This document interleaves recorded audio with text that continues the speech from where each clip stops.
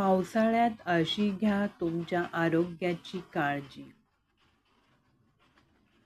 पावसाळ्यामध्ये पाणी जास्त दूषित होते, म्हणून पाणी उकळून प्या.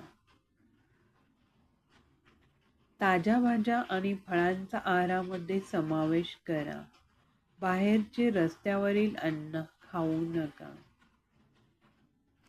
मसालेदार पदार्थ किंवा जंक फूड न खाता घरी बनवलेले गरम आणि ताज्या अन्नाचे सेवन करा.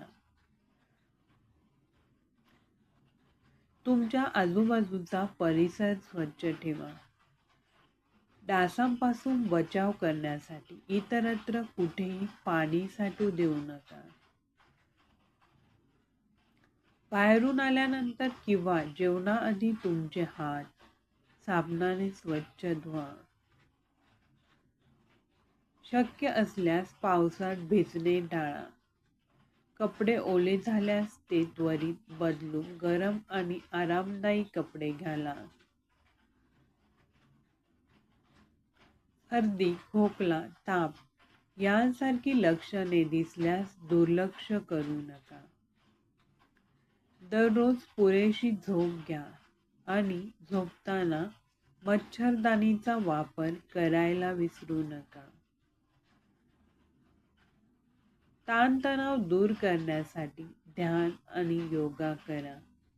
तसेच नियमित व्यायाम करा. पावसाळ्यामध्ये वाताचे प्रमाण वाढते, म्हणून अंघोळ करताना गरम पाण्याचा वापर करा. पावसाळ्यामध्ये वातावरण दमट होऊन हवा दूषित होते.